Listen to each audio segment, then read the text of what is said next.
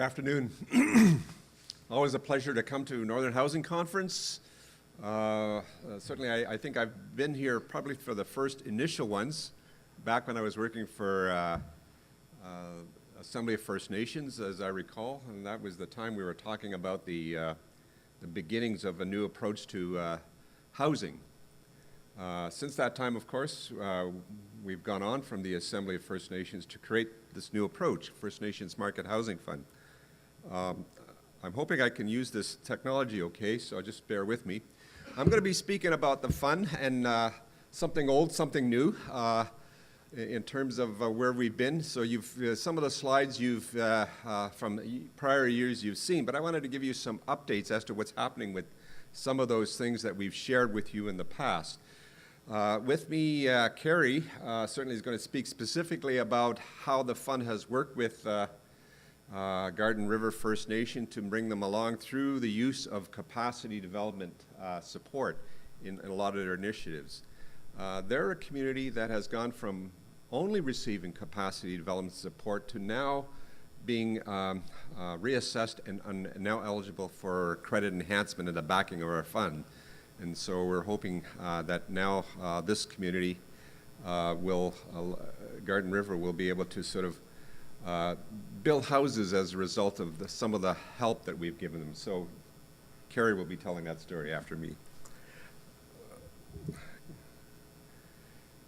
You saw there the fund vision, certainly in terms of the things that I want to point out is certainly when we talk about this approach, some people actually think we're really about the privatization of First Nations land. We are not about the privatization of First Nations land, but certainly recognize that if a band member is building a house, paying his own money for a house, that there should be some type of opportunity for them to have some land home ownership tenure. And so one of the things we always take a look at when we do a First Nations is what is the land tenure of First Nation. This young man here from Membertou First Nation has gone on to build a house that he has plans for, and you'll see a number of examples of how we've been able to do that in some communities. We're now almost reaching to 8 years this coming May of our existence. When we got created, the expectation was that this $300 million fund would be used to leverage $3 billion worth of financing, and certainly in terms of $3 billion, hoping to build 25,000 units. Well, while we're not near $3 billion, we're certainly with those 90 First Nations, we've been able to leverage with them through our program $835 million in loan credit. So our real trick is going to be getting the communities to actually take advantage of that $835 million. So if you're one of those communities that have been in our program and have been approved for our backing for credit enhancement, and certainly our hope is that you will be able to move with us in terms of building more houses. It is optional. Certainly, it is one of those programs that can be used not just individual home ownership, but also for rentals, for renovations, for special projects. Some communities are considering using us for senior citizens' home, for multiplexes, apartment-style units. Certainly, from that perspective, we've heard some communities that are interested in maybe turning some of their houses into get them ready for adoption. So, whatever it takes in terms of their child and family services to have homes ready for opening their house for adopting. We do respect communal ownership of land, and certainly when we talk about land, we have to use the term settlement lands, and this is becoming something that's becoming more broadly sort of interpreted because of the recent settlement lands in the territories in the Yukon, but also now in BC and Quebec, where they have different categories of lands in their new treaty-making arrangements. And so in that regard, settlement lands is also being included in our definition. We work with First Nation governments. We don't work with individuals. And certainly the chiefs a long time ago decided that this was a First Nations only initiative, not to be mixed up with the Inuit or the Métis. And certainly from that perspective, it is one where only First Nation governments can work with us. So how does it work? Well, in my own community, we many years ago applied to the fund. We thought, let's go small. Let's build 10 units under this program. And so we said it cost us about $150,000 to build 10 units. And so in that regard, we needed a program to allow us to build 10 houses of $1.5 million. Before we even finished sitting down with the lenders to negotiate, the lenders said, well, how come you went so low with your projected need? Our regular off-reserve program is $2 million, and yet you've only are projecting $1.5 million. So right away, the community decided to increase that to $3 million. And so we're at the stage in my own community where we're now getting some proposals from lenders to see if we can get some good deals with the lenders.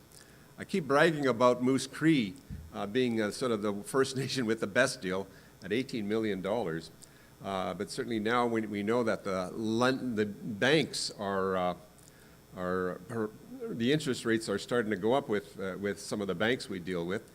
And certainly in that regard, the ones that are providing the best deals are certainly not your mainstream banks. I'm talking about Bank of Montreal, Scotiabank, CIBC, RBC. Well, I shouldn't say RBC there exclusively. Nationally, we work with three national institutions, Bank of Montreal, Peace Hills Trust, and First Nations Bank just recently. So what we're hoping from our program is that the banks will certainly provide First Nations with lower interest rate, reduce program access fees. Indeed, if you aren't getting it, possibly some risk sharing and administrative arrangement. I haven't seen too many lenders doing risk sharing or an administrative arrangement. Again, the best example I've heard is Batchewana back in the day did apply to us with Nishnawbek Credit Union, and they arranged before they folded a risk-sharing deal of 10%. And I thought that was pretty good of Nishnawbek Credit Union to do that. Moose Cree, they went to Desjardins Credit Union, and they got low interest rates and an administrative arrangement for every $100,000 loan, they would get $1,000 back. So on their $18 million, they could actually get back from that financial institution $180,000 as an administrative arrangement. The biggest area where we're doing a lot of things is capacity development. Now, we've changed the word on capacity development here, you'll notice. We used to just say to support First Nations, but what we're adding to that is products. We have developed a number of products with First Nations now that we're going to be sharing with First Nations. Things like housing policies that are reflective of a market-based approach to housing. We've got some job descriptions, HR policies, administrative policies. We even got some matrimonial and real property codes that have been developed for other First Nations, that if a First Nation wants to move in those areas, there may be a way to easier customize those existing products as part of our capacity development support. That's part and parcel of our approach. Again, based on three pillars: good financial management, good governance, community commitment, and demand for market-based housing. And so one of our assessment processes is very much looking at how well are you managing your affairs now? What policies, procedures, and staff are working in your band office, in your housing program? How well is your housing program running? Is there a good rental regime in place? Are you collecting all the rents in your community? The biggest hurdle in a lot of communities is band members are so used to getting subsidized housing, or in some cases totally subsidized housing, that to get them to start paying rent is going to be a major shift in First Nations, and they've asked us to really spend an awful lot of time educating their band members that this approach is not sustainable in the long run, and introduce them to what we're calling the market-based approach. First Nations set the rules. They set the rules again through their housing policy on the types of loans, the loan limits. We're no different than CMHC in terms of the loan limits, in terms of the number of years, 25 years, but certainly when we take a look at loan limits, First Nations are being asked to consider how high of an individual loan would the First Nation be prepared to guarantee individual band members. So if you had a band member who could afford a $300,000 house, but he's the only one who can afford that, then is it safe? Should that loan default, that you don't have another band member who can afford that higher loan limit? And so a lot of communities are putting limits on the upper level of the loans. Our community was set at 150. I know some of the Cree communities in Quebec are now going beyond the $300,000 limit, but it's really what the First Nation feels comfortable with in terms of that upper level of the loans. And certainly when we talk about the land management process, we know under the Indian Act, the certificate of possession is the one that's most commonly used, but a lot of communities are saying, no, we don't want to use the CP system in our community. So in that regard, we've got some examples of lease arrangements, of other sort of products that are there where communities are saying, you know, we'd like another arrangement other than CP. We have an interesting, let me see, how do I say this, Garland, in Pick River, where we've done some work with that community to, number one, survey all their lots, and number two, develop a land management instrument that allows the First Nation to give some more flexibility than CP, and certainly in that regard allows the lender, based on that flexibility, to loan directly without benefit in some cases, with the First Nation guaranteeing the loan, and that's where it's heading, right, Garland? Yeah, and so, you know, that's an interesting process for us at the fund, because we're hoping he'll be quite successful. On top of that, where they're also working towards creating their own housing authority, and certainly while we haven't had much luck doing some capacity development in other communities on creating housing authorities, we're certainly keeping an eye on how Pick River moves forward with their housing authority. Again, some of the lenders nationally, I mentioned it, regionally, a number of case populaires working with us in northeastern Ontario, and certainly we are always open to other lenders who may want to work with us down the road. As of the end of December, we're up to 202. Since December, we've had 2 more applications come in to the fund. We've now, as of the end of December, approved 90 for our credit enhancement loans and capacity development, projecting that 835 that I mentioned for 55 loans. Now, you might look at that 55 loans as being units of houses, but you know, they could also be loans for renovation of existing units as well. And so the stats we are updating on a regular basis, we're now up to 153 loans. And that's been the criticism of the fund so far. We have a number of First Nations, 90 First Nations that have been approved, but we have very little take-up on the actual loans. So our next phase of work is really going to be about how do we assist those 90 First Nations in taking advantage of that $835 million of financing that's out there. And so in that regard, our work is really shifting from one, not of just promoting who we are and what we're all about, but actually getting into the communities to say, okay, now how do we work this program to your advantage? And this is essentially where we've brought Garden River to. In that regard, we're hoping that in Garden River's case, we'll be able to help them move into that area of credit enhancement. So this map is always updated in terms of the numbers. You can see Ontario is now around 61. We've just added one more in Ontario. We've added one more in BC, and we've added one more in the Yukon since this was taken. But BC is leading, but percentage-wise, Ontario is leading by far in terms of 61 First Nations. About 40 of the First Nations are working with us in the region.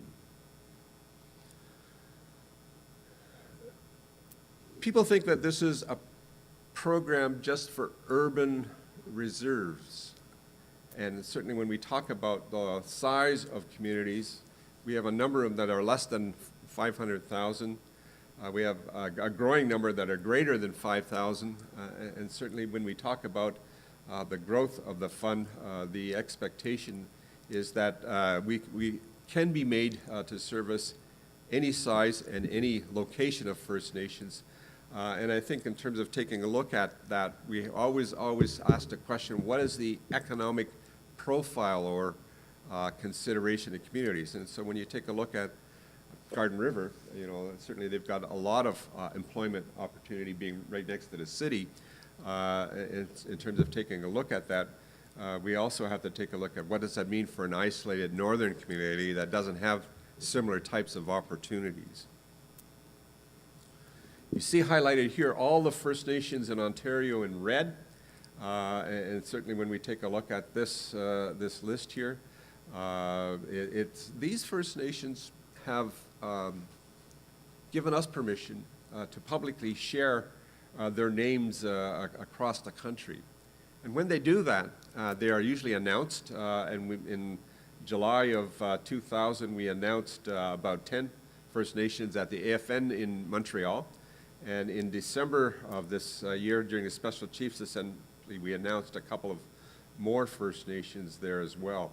And so as a First Nation gives us permission, I tell them that the suppliers of housing products will be knocking on your door, expecting their products consideration from you, knowing that you're going to be building more houses over the next 5 years. Some communities are taking advantage of the Wimenji experience. What Wimenji did differently is they took out a low-interest loan from the Bank of Montreal and went ahead and built 20 units on their own with certain designs that they picked out, about several designs. And what they did, they turned around with the money and then sold these houses for costs, no profit, for costs, to their band members. And the band members qualified for their Cree-Naskapi Act subsidy. Now, in Quebec, their subsidies are much higher than ours here in Ontario from the federal government through Indian Affairs. I know in my community, the subsidy is only about 26,000 rows, or no, not even. And so theirs is about 118,000, 116,000, somewhere around there. So they apply those subsidies as the down payment to the units. So they put the 118,000 as a down payment. And the Bank of Montreal says that's 30 to 40% of the loan. We don't even need mortgage loan insurance for this arrangement. We can go ahead with just building these houses without that requirement. And they still have to go through the process of the individual qualifying for the loans as well. And so now some First Nations in Southern Ontario are asking us, can we do the same houses the same way? And one community in North Shore Tribal Council has approached us to say, to connect with them, and we connect them with Clarence, the housing manager there. We put them in touch with the lender to see how they did it with Clarence. And now I think they're ready to consider building some of these houses for their community and then turning around and selling them to their band members. Chisasibe is another Cree community in Quebec. They signed on with us with First Nations Bank. First Nations Bank was the first time we've been used in any community. And certainly we've done 5 units in that community. They're now taking a look at doing a bunch of more houses this coming spring, but they were able to get some of these units built before the winter. You can see these are just recent pictures from the Cree Nation of Chisasibe. Kamloops is doing trailers as well as regular houses in their communities, and I think you've seen some of these pictures in the past. Mohawk, so the Bay of Quinte, is our success story. In fact, they've beat Membertou now in building over 30 units in that community. Mohawk of the Bay of Quinte already have a good, strong reputation for building quality houses. And on top of that, what they've offered is another option. And this is a community that has a revolving loan fund. And so what they're saying is, although we have a revolving loan fund, we've done social housing through CMHC. Now we're offering the fund as an additional option to band members, and certainly over 30 of their band members have taken advantage of our program there. And so they've surpassed Membertou, they've surpassed Wamingji in terms of the number of units that they've built. So, I think in terms of Mohawks of the Bay of Quinte, we've been working with them for only a couple of years, yet they've run with our program quite successfully. Another Cree community, East Main, certainly in terms of taking a look at these communities, they're roughly projecting about $20 million each of the housing over the next 5 years. And this house is about $285,000 to build in the north. And certainly when we take a look at those costs, when you subtract the subsidy of 285 minus 115, that's about a much more easily affordable loan. We had a community that asked us, with a $200,000 limit, can I afford that amount of housing? We told them, and this was one community on Manitoulin Island that asked us, their upper limit was 220.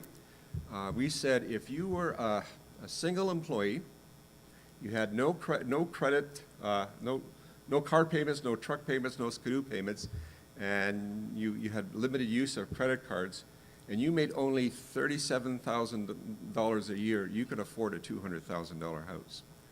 And so when you take a look at that reality, if you're talking about the young professional people that are working for First Nations, could actually afford a house better than your social housing on reserve. You see this capacity development area, as I mentioned. We're looking at now more stringently at areas which require strengthening to implement or sustain market-based housing. And in terms of taking a look at that while we're working with the same 3 pillars, we speak quite strongly in our presentations now about our shift, if you want to call it, in terms of how we're looking at doing capacity development. We have over 202 First Nations that we have to work with. While we have spent $16 million on capacity development, our annual budget in any given year is only about $3.5 million. And so when you talk about that number of communities that we have to work with, certainly we have to be more innovative. I was recently talking to CMHC during the break there, and she asked me if it was time to collaborate more, and I said it's probably time now that we collaborate more than ever in terms of our capacity development. Certainly, we still recognize that you are the one that drives the capacity development in your agreement with us. A separate agreement with us is good for up to 3 years. And certainly in that regard, we are working at your highest priorities as part of that plan. And certainly from that particular approach, looking at the various ways that we could support that. We still do an awful lot of staff training. We do look at the customized products, as I mentioned, participation in different workshops, and again, looking at new products as we move forward. Again, still emphasizing, is there a functioning housing system where people are paid for their obligations? Are there systems and practice in place to safely guarantee loans? Do people understand their obligations, financial and other areas? And by financial, we're talking about paying the rent, but others is, are they looking after the house after it's built properly? So, some old lessons and new stories. We've been pushing for a number of years now, hey Grace? This First Nations Sustainable Development Standards with Atikameksheng. I have to say that I've been told that it has just finished the translation review, and I got word from Deborah before I came here, is where are we at with this thing?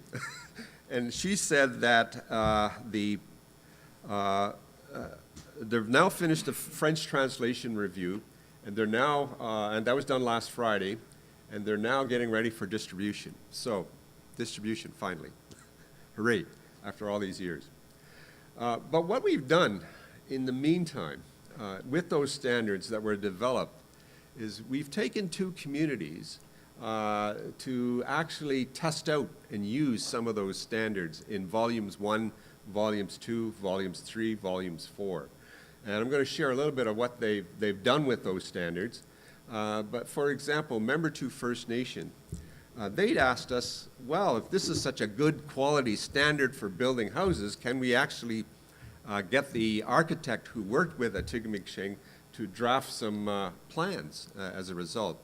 And so now we've developed about 10 different housing plans with the architect, and certainly in terms of taking a look at that, I'll be sharing some of the elements of that plan. And now that we've completed the work with Atikameksheng, we're now talking about some training sessions planned to help implement those standards. So they're at the stage in Atikameksheng where they're working with feedback on the standards, as well as developing some training initiatives around the standards based on the fund. So again, those 4 volumes, assessing and empowering the community, setting a path for community planning and development, designing for sustainable development, application and regulations of standards. So last year, we had the architect share with you the 20 recommendations or the elements of all 4 volumes. And certainly when we take a look at the 20 top recommendations, if a community wants to begin looking at those new standards, here are some of those things that we should be putting into place. So Member 2 has actually done that. We've designed these manuals. If you take a look at this subdivision plan, you can see that while on the sort of bottom from the center to the right there, they're all your regular housing duplexes there along the street. But if you take a look sort of in the center of that, you see all these houses, they're all shaped to take advantage of the sun. They're all shaped north and south, and so that it doesn't matter, you know, where on that lot is, that house is faced to take advantage of passive solar energy or heat in terms of the house. I never caught that in any of the past presentations before, and so, you know, I take a look at that consideration. And so one of these simple houses, it's a 2-bedroom. It's wheelchair accessible. It's single. It's slab on grade. It's got an airlock between the house and the main entry and the living area, and it's got the ramp for the wheelchair. It's got like a porch that allows for possibly a pergola porch living area there, and so, you know, in terms of taking a look at that, there are other concepts like that being carried over into a duplex, into a 4-bedroom house, into a 4-plex house as well. So these plans we're now saying will be available for sharing with First Nations. And so Member 2 First Nations has built, they're planning on building 125 units using these new standards in the next 5 years. And so for us, that's kind of like exciting news that one community is going to actually take advantage of those standards and use them. And why Member 2? Why not any other community? Well, only because Member 2 has been consistently responding with interest on feedback that we asked for when we put it out there. And so we, on a few occasions, bring housing managers together in a forum. If you've been to some of those in the past, where during AFOA we have a special one-day session of housing managers where we talk about some of these kinds of things. And one is being planned next week in Montreal for housing managers to come together on a special session to talk about implementing credit enhancement. Back to Atikamekw and the initiative with the Assembly of First Nations and the Homes Group. Certainly we've been consistently working with the group, along with the Assembly and Atikamekw in terms of developing and working on the standards. And certainly when they were highlighted last year at our conference. They've actually built a small rental unit using the standards. Now, I didn't think very much of this picture when I first looked at it, but I see that this house is facing south. It's solar panel ready with the roof. It's got a sort of a recessed doorway there for the porch and a possible pergola, so extending on the outdoor living in this area. Although it's a small rental unit, certainly they've already taken into consideration the energy efficiency of this unit and looking at making it more maintenance-free in terms of the new standards. We don't charge for anything for our services. We certainly like to work with First Nations in assisting you with your priorities for loans and capacity development. And certainly I will be here tomorrow at the booth, so if you wanted to drop by tomorrow to talk further about our program and how we can work with your First Nation, just come over to our booth tomorrow. Now I'm going to introduce you to Carrie Zappa, the Tenant Relations Officer from Garden River, who's going to be talking about Garden River's experience with the fund.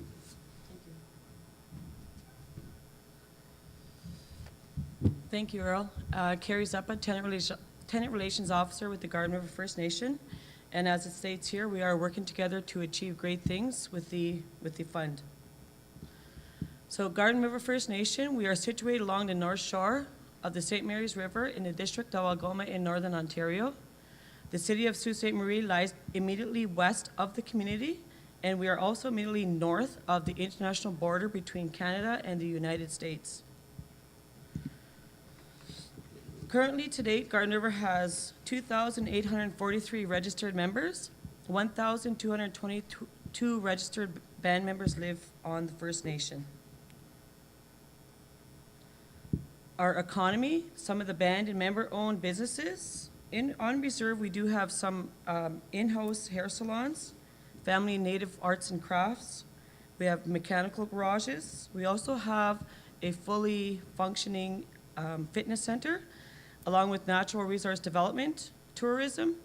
Administrative offices include our economic resource and community development, housing, health, education, social services, childcare, our fire department, and public works.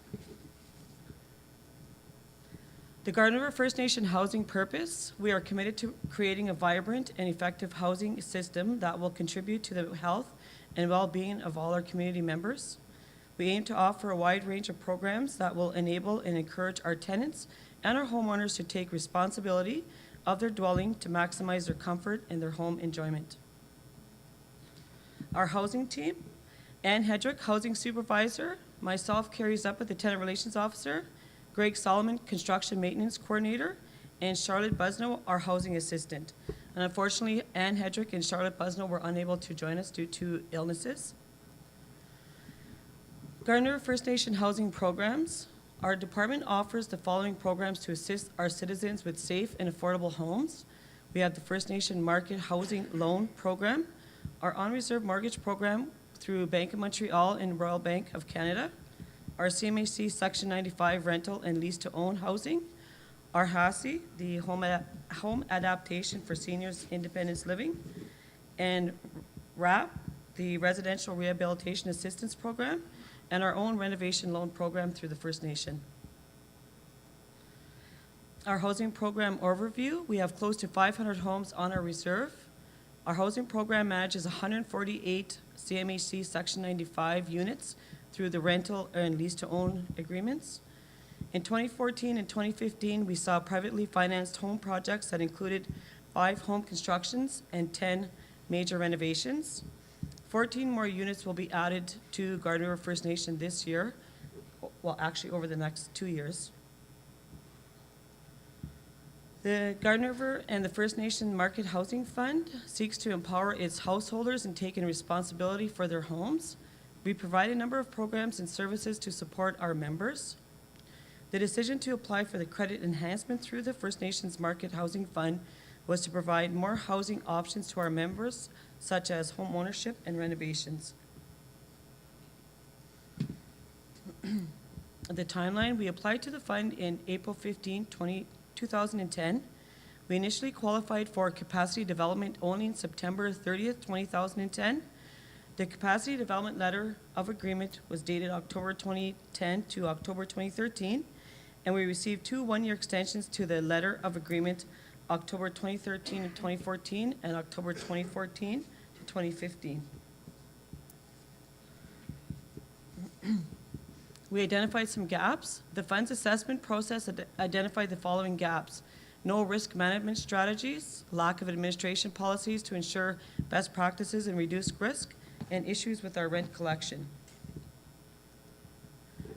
Capacity development initiatives through financial management, gap analysis, and a process review, the financial policies and procedures review and update, and the attendance at the AFOA national conferences.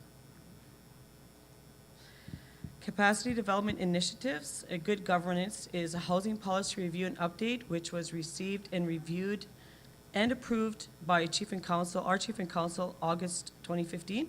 Land use plan development, our land management plan, our land allotment policy, best practices review for septic tanks, our zoning bylaws and development procedures manual, and our matrimonial real property.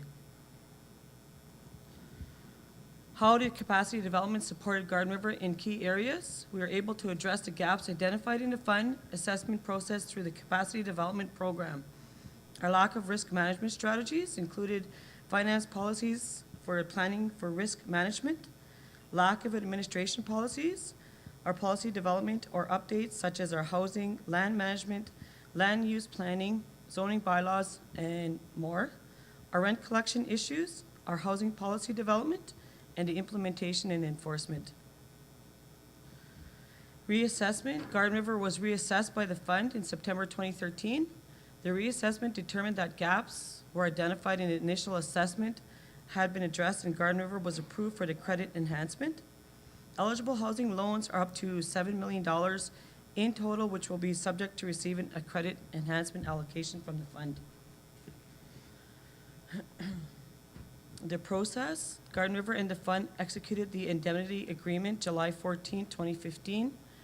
A fund credit enhancement consultant supported Garden River First Nation as follows: developing a Schedule C to the indemnity agreement, the program parameters, developing credit enhancement policies and procedures, developing the credit enhancement marketing materials for membership, and liaison with our lending institutions. Our current status, we actively are working with the credit enhancement consultant to finalize our program. Garden River has chosen the First Nations Bank and Peace Hills Trust. Schedule C has been developed and approved by our Chief and Council. Credit enhancement policies and procedures have been approved by Chief and Council, and that was in August 2015. Our application forms and internal check forms have been created and will be implemented as well. Our final thoughts on the program: through our partnership with the First Nation Market Housing Fund, Garden River First Nation has strengthened capacity within our nation by providing more market-based home ownership options for our members, and Garden River First Nation is fostering sustainable housing that will benefit the generations to come. Thank you.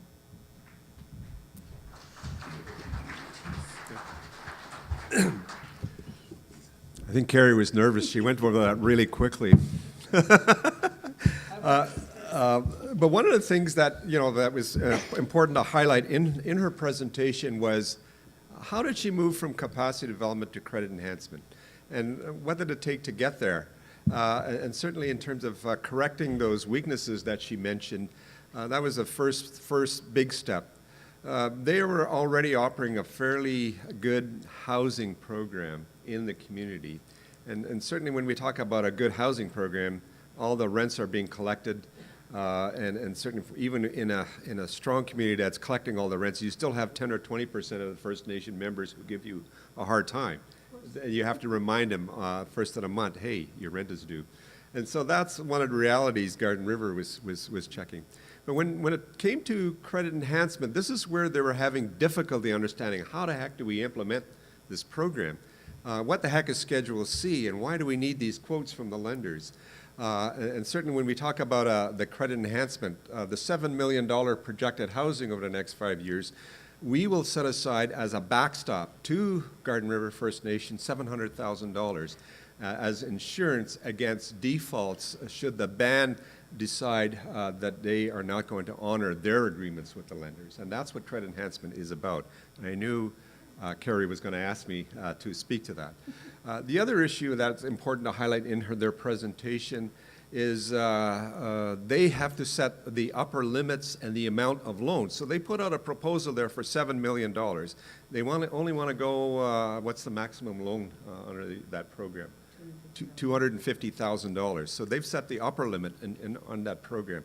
And they got proposals that were acceptable based on that upper limit of $250,000 per loan at $7 million from the two lenders that they're quite happy with. So they decided to go with more than one lender to give their band members more options. And so while they've had a good arrangement with RBC in the past in terms of their Aboriginal housing program, they're now making this program more open to other lenders come in and give them some competition. So the lenders will start sharpening their pencils in terms of the interest rates. And I know RBC has been pretty good at doing that for other First Nations as well. The other interesting aspect of the use of our consultant to help you implement credit enhancement. We've been using a few consultants like Scott Flamon in the east, Gail Joe in the west, and Natasha Bastine on the prairies to help First Nations get the program rolling. And what they do is check your housing policy to see does it reflect the market-based approach to your housing policy. And Garden Rivers just needed some tweaking from the earlier work to say, what do you do when there's a default in a renovation loan? What do you do? Can you refinance an existing house under your program? Can you buy out another band member's house under your program? And so they've added these additional policies to enhance their present housing policy, which has been there and running quite well, in addition to what they have. So they've been able to do that with something like Scott's help. I believe that's who it is. And so for us, I think now we're saying they're ready to build $7 million worth of housing. For them, they have to take a look at their backlog and they say, okay, who would be eligible and would they be interested in building immediately? And so those are the changes that have happened with Garden River and our work. What we did differently with Garden River that we haven't done with a lot of other communities is we've done some comprehensive land use planning with Garden River. They've already did some work on comprehensive community planning through the North Shore Tribal Council, but now we came back and went beyond the comprehensive community plan down to some land use development plans. And on top of that, we ended up having to do some land policies around the plan that got existed. So they've been working with Urban Systems, one of the consultants that we've been working with in developing that. So now they also took that even a step further. What happens when there's a marriage breakdown? Who gets the house? Who gets the land? And so that matchable real property was something that also got included in our capacity development support. So these were all critical. What's going to be critical now when we move forward with Garden River is the appraisal process of evaluating the assets that is there. And so when we talk about appraisal, we're not talking about property management, real estate appraisals. And certainly when I talked to the land managers a couple of weeks ago, they are interested now in taking a look at getting some track record as to what it costs to build that house, what it would cost to replace that house, what's the current value of the houses around the area, neighboring reserves in the city or town nearby, so that we can do a proper appraisal of the value of that house when it's built. And so you're creating a market. And so in some communities are saying we need to begin tracking that for band members who are now ready to sell their houses to other band members in the community. So those are just some of the unique things that we've been able to do with Garden River. Do you have any questions for us? Rose?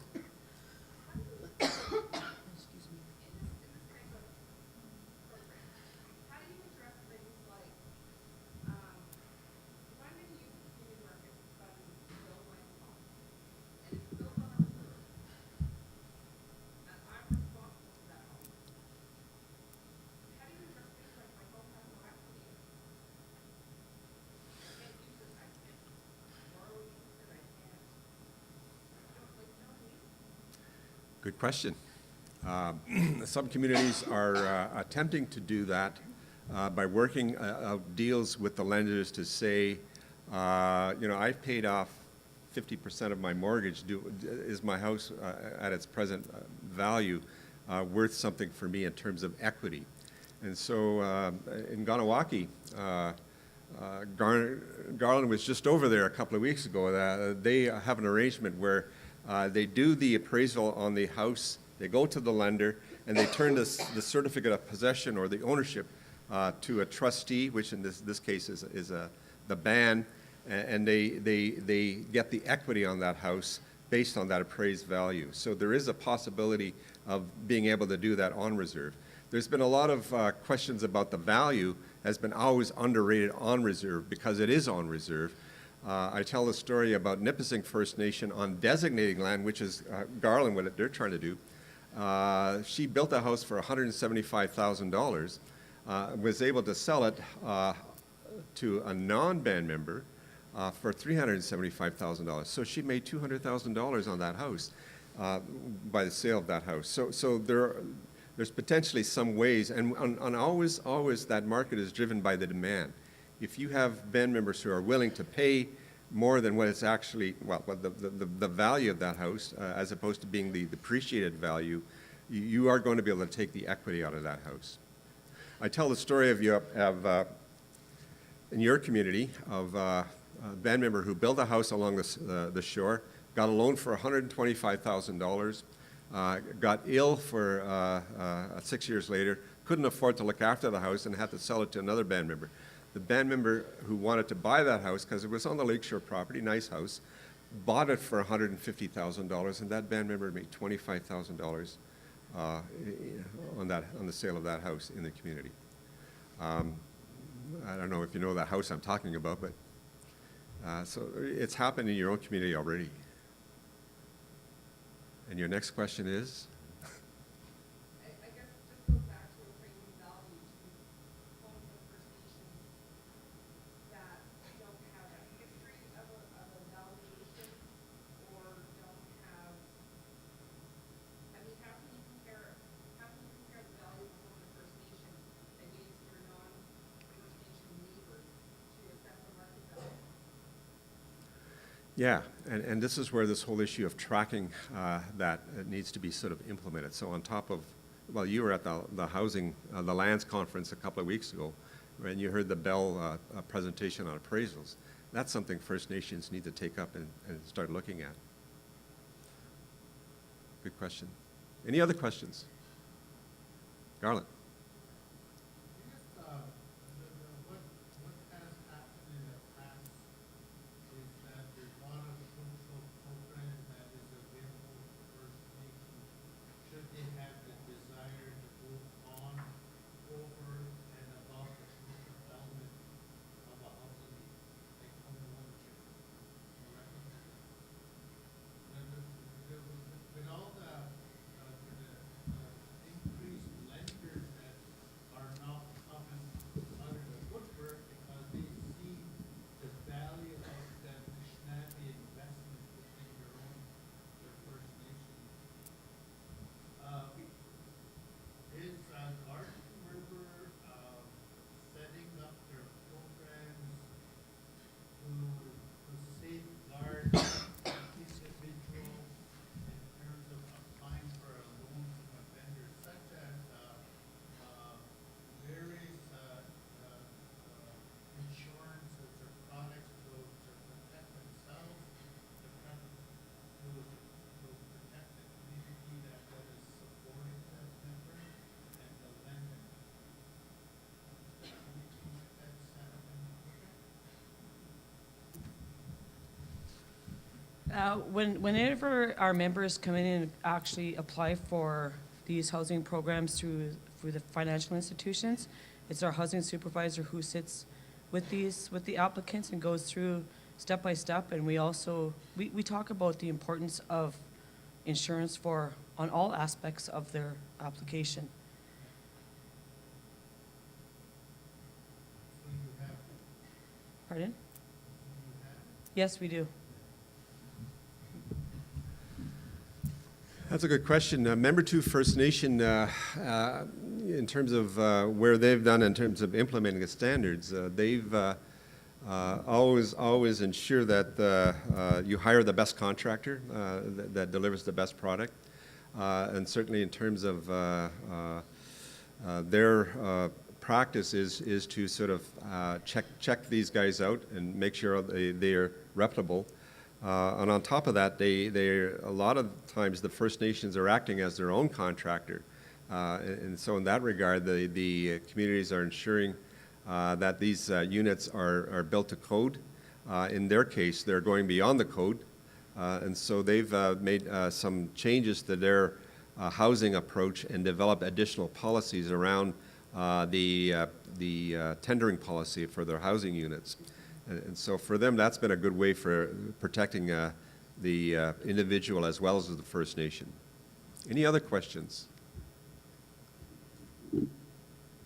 If there are none, I want to thank you for coming out to our presentation this afternoon, and I hope you've picked up a thing or two in terms of our presentation. Miigwech.